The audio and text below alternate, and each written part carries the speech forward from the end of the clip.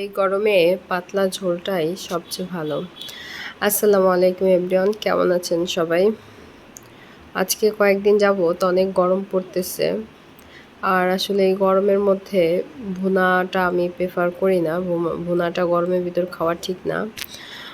তখন একটু বেশি গরম পড়লে পাতলা ঝোলটাই আসলে ভালো, খাওয়াটা শরীরের জন্য অনেক ভালো।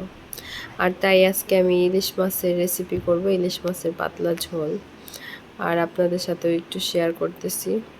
প্রথমে দেখতে পাইলেন যে আমি মশলা ইলিশ মাছের জন্য আর কি পেঁয়াজ আর জিরা, এর বেশি কোনো মশলা আমি আসলে ইউজ করি না। আর হলুদ যেটা। আর এখানে যখন দেখলেন এক টুকরা পেঁয়াজ দিছি, পেঁয়াজের খণ্ড মশলা যেটা ওইটা দিছিলাম। মানে আমি মশলাকে কী করি, ব্লেন্ডারে ব্লেন্ড করে তারপরে আপনার ওই যে কী বলে প্লেটের ট্রেতে রাইখা শক্ত করে কাইটা পিচ পিচ করে রেখে দেই ডিপে। পরে ওইটাকে যতটুক লাগে ওই পিসটা বের করে মশলাতে দিয়ে দিই। আর যাই হোক, সেইভাবে মশলা পেঁয়াজ জিরা দিয়ে আর কাঁচামরিচটা একটু বেটে দিছিলাম। কাঁচামরিচ বেটে দিলে ভালো লাগে। আর পাতলা ঝোলে কাঁচা ঝালটাই খাওয়া হয়, শুকনো মরিচ খাওয়া হয় না।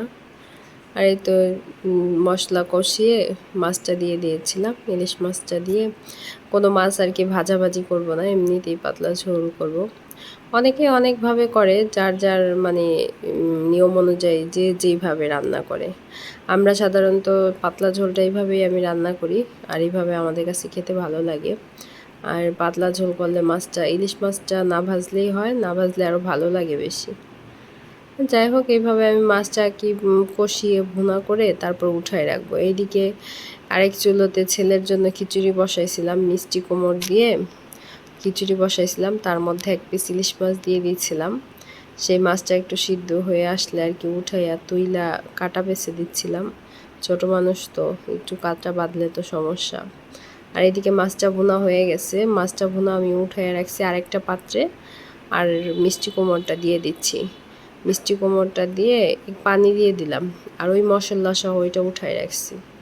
আর যখন মিষ্টি কুমড়টা সিদ্ধ হয়ে আসবে, এই যে এখন এটা দিয়ে দিচ্ছি ওই মাছটা।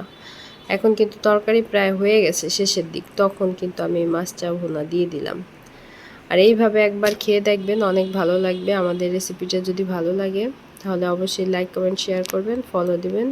ইউটিউব থেকে দেখলে সাবস্ক্রাইব করবেন। আর এইভাবে একবার রান্না করে দেখবেন, অনেক খেতে ভালো লাগে। ঝোলটা কাঁচা ঝালের আর কি ঝোল, যেটা অনেক মজা লাগে। এদিকে ওই কড়ার মধ্যেই আমি এই করলা ভাজি করব, সেজন্য ওই কড়ার মধ্যে তেল দিয়ে ভাজিটা বসাই দিলাম।